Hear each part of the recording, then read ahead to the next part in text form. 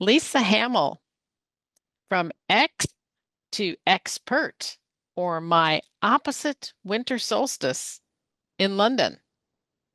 Lisa Hamil. What does it take to go from X to ExPert?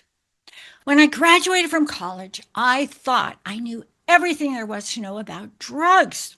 As a pharmacist, we were trained to be a drug expert.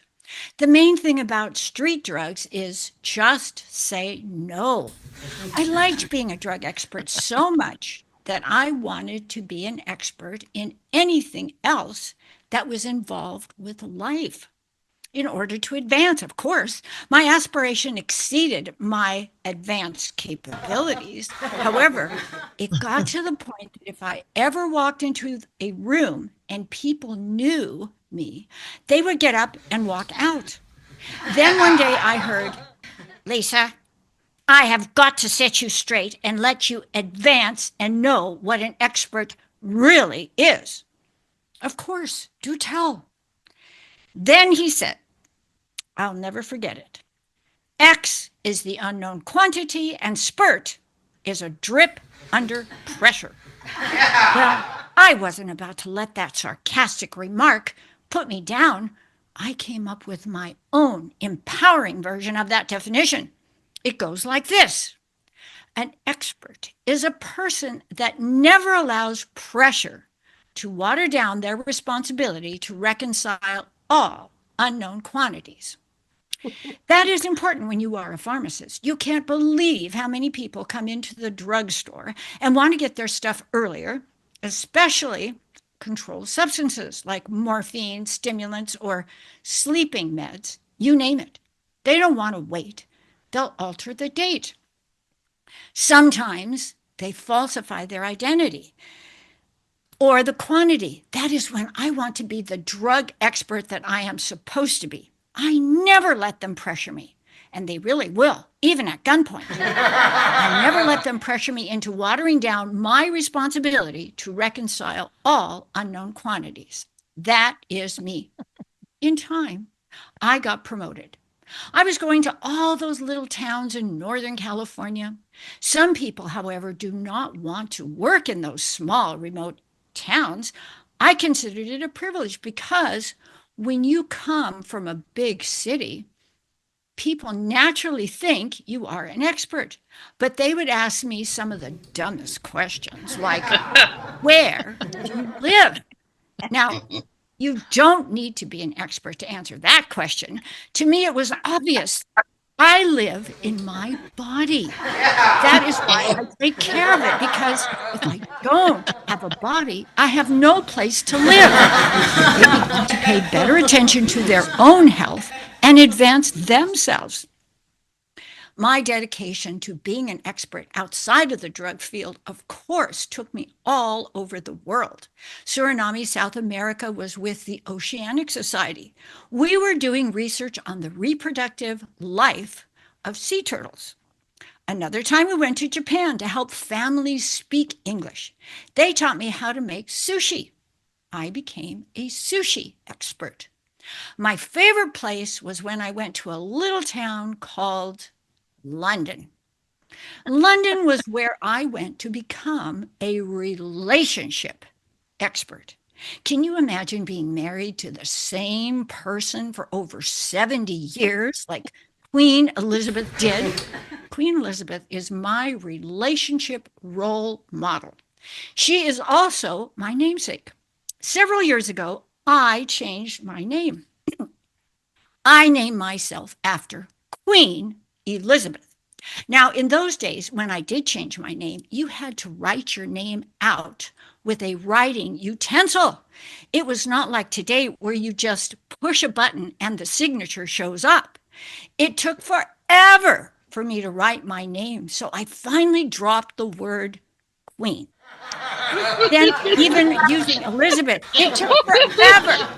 So I had to shorten the whole thing to Lisa.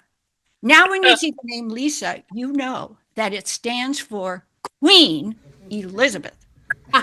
Winston Churchill was her first prime minister. And then there were 15 of our United States presidents that she reigned through, beginning with Truman in 1952 to Donald Trump.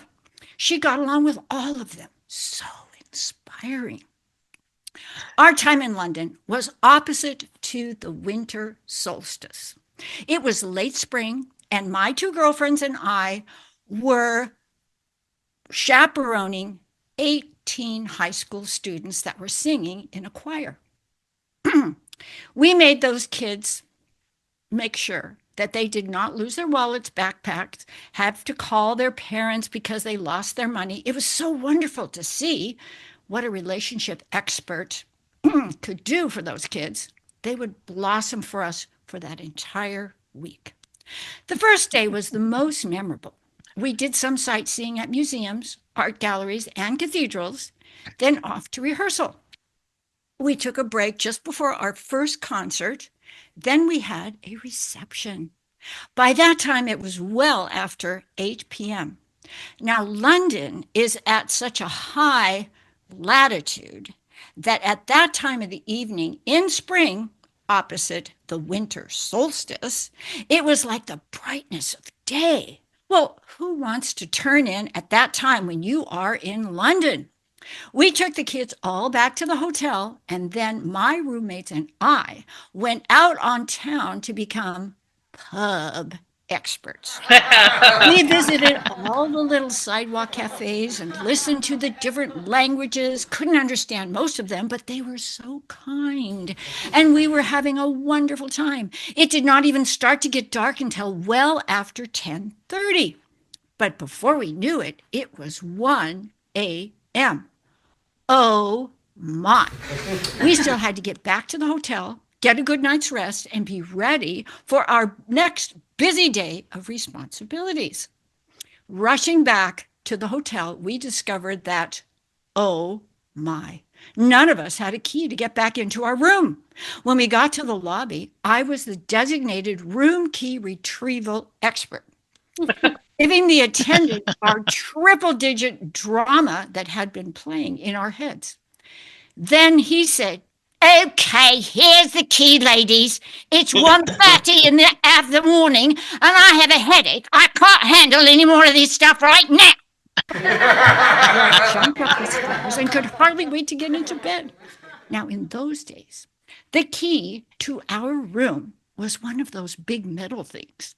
Put it into the keyhole and jiggle it around, hoping the door would open. As I was doing my best to unlock the door, I could hear rumblings inside the room. I turned to my roommates. There is someone in our room pilfering all of our stuff. I finally opened the door, turned up the lights, and there was a standing on the bed, yelling at us, jumping up and down, buck naked. I could not understand a thing he was saying, but I could tell he was living in his body. Frozen, eyes big as saucers, jaws dropped to the floor. Oh my, we had gone to the wrong room. We went back to the lobby where another registration attendant was on duty. We gave him 3 versions of our drama because we had to get to bed ASAP. He sat there calmly listening. "Indeed, now, ladies, thank you for coming to our hotel as guests. May I please see your passports?"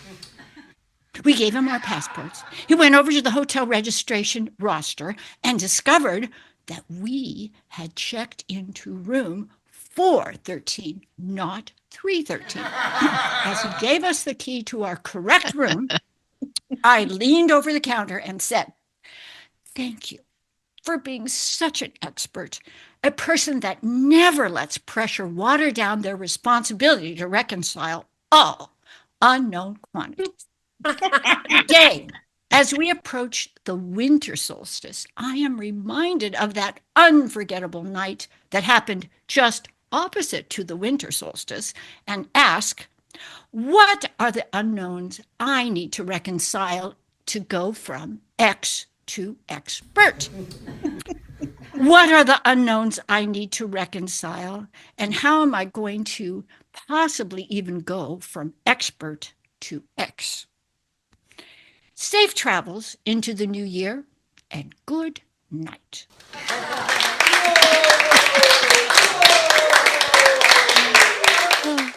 Thank you so much, Lisa. Quite the adventures.